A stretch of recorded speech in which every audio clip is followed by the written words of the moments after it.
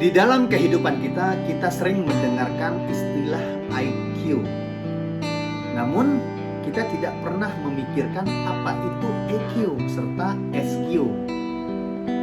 Assalamualaikum warahmatullahi wabarakatuh. Bersama dengan Abdul Rais, Certified Hypnotherapy, terapis mental kesehatan yang bersertifikasi BNSP. Di dalam menjalankan kehidupan kita sehari-hari, kita melakukan pekerjaan, bisnis, sekolah, mahasiswa atau mahasiswi, ibu rumah tangga, dan lain-lain. Terkadang kita sudah dianugerahi IQ yang luar biasa, cerdas, pintar, dan lain-lain. Namun, tidak menutup kemungkinan ada hal-hal yang belum menunjang IQ itu untuk menjadi lebih baik lagi. Belum ditunjang oleh SQ untuk hal-hal itu yang lebih baik lagi. Karena apa? Karena di dalam kita menjalankan hidup, kita bukan hanya pintar, namun bagaimana kita tetap sehat, yaitu jiwa dan raganya. Makanya perlu EQ.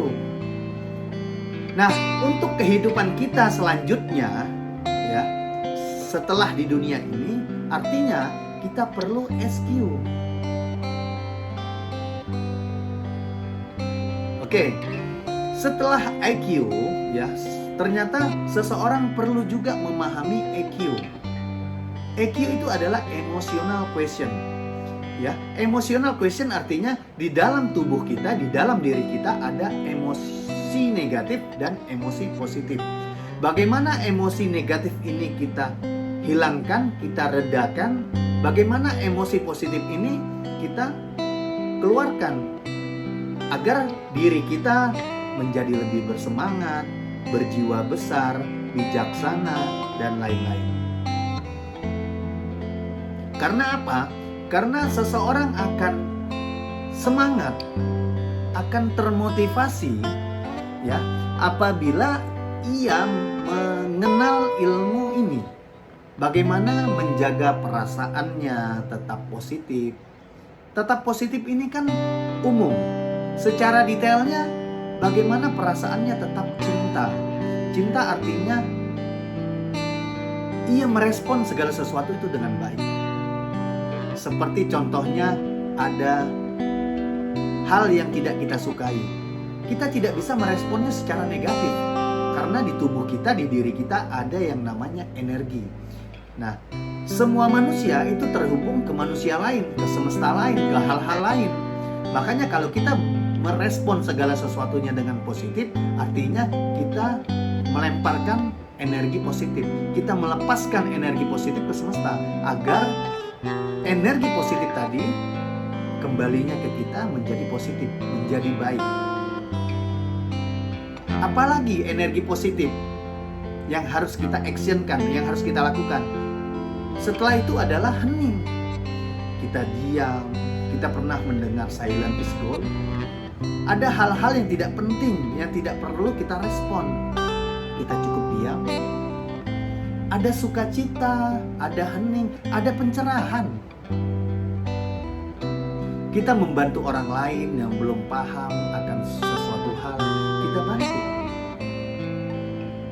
Berikan pencerahan, berikan pengetahuan yang kita ketahui untuk ia juga ketahui agar perilakunya serta tindakannya baik. Kalau saja ia sebagai kepala keluarga, kita berikan pencerahan, pengetahuan tentang hal-hal yang membangkitkan semangatnya untuk mencari nafkah, bukankah itu sesuatu hal yang baik sehingga kita menebarkan energi positif? Bagaimana seseorang berani dulu, berani melakukan sesuatu, berani bertanggung jawab menghadapi hal-hal seperti amanah ataupun hutang. Jangan kita hindari. Allah hanya ingin kita naik kelas atas hal-hal negatif yang pernah terjadi. Allah hanya ingin kita itu lebih dewasa, lebih bijaksana. Karena setelah ujian ini kita lewati, akan ada hal-hal yang teruji lagi. Ada hal-hal yang lebih oke lagi, yang lebih dahsyat lagi, yang perlu kita hadapi. Kita fight, bukan flight. Bukan juga freeze. Hadapi. Nah, menghadapi segala sesuatu memang perlu pengetahuan, perlu keberanian. Keberanian adalah salah satu level energi positif. Hadapi secara baik-baik. Ya. Tanya, berkomunikasilah dengan baik. Sehingga permasalahan yang menurut kita, problem yang terkadang muncul di pikiran kita, mempunyai solusi-solusi yang baik. Makanya hal pertama yang harus kita hadapi adalah bagaimana kita berkomunikasi dengan orang lain dengan baik dulu, sopan santun dan lain-lain, hingga akhirnya menemukan sebuah solusi. Namun kalau teman-teman ataupun Bapak Ibu, kita semua belum bisa menjaga level perasaan kita di power, ya, kita beradanya di force, seperti takut, khawatir, ya, malu, apatis, dan lain-lain. Inilah yang membuat kita stres. Inilah yang membuat kita menjadi luka batin, dendam. Ingat,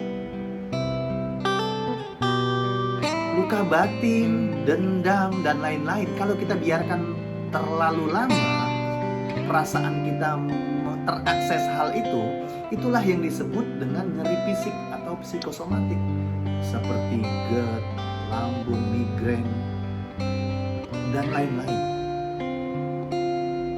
Kita jadi tidak bersemangat. Inilah yang membuat seseorang menjadi negatif thinking, negative feeling. Jadi apapun yang kita lakukan, kita perlu rasa yang enak, bukan hanya makan. Bukan hanya makan bakso kita mendapatkan rasa enak, tapi bagaimana kita merespon segala sesuatu dengan rasa, vibrasi yang positif, yang enak. Yang enak itu tentunya dengan gerakan emosi kita yang tersenyum.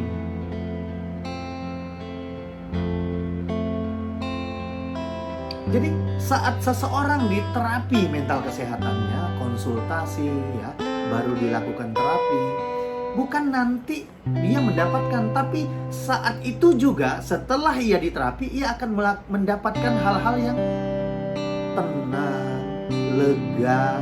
Ingat, perasaan yang nyaman, ya, perasaan, rasa, feeling, itu membuka pintu rezeki. Rezeki kesehatan, rezeki finansial, keberlimpahan orderan, atau suksesnya bisnis kita, atau dealnya, atau dapatkan PO, dan lain-lain. Jadi, kalau kita sudah pintar secara IQ-nya, kita juga harus pintar secara EQ-nya, emosionalnya. Responlah segala sesuatu dengan positif, dengan baik. Artinya punya aura yang positif, vibrasi yang positif, sehingga orang lain merasakan hal-hal yang nyaman bila berada di dekat kita. Kalau kita mempunyai vibrasi serta aura yang positif tadi. Bagi teman-teman yang ingin berkonsultasi, melakukan terapi online seluruh Indonesia, melakukan terapi offline, kebetulan saya di Jakarta, bisa dilakukan. Ya, silakan chat link WhatsApp saya atau berkomen di akun YouTube ini. Semoga kita bisa menjadi seseorang yang bijaksana, bermanfaat, menjadi kepala keluarga yang bisa menafkahi, ya, tentunya nafkah halal, bisa menjadi contoh bagi masyarakat kita, bahkan negara kita. Semoga bermanfaat. Wassalamualaikum warahmatullahi wabarakatuh.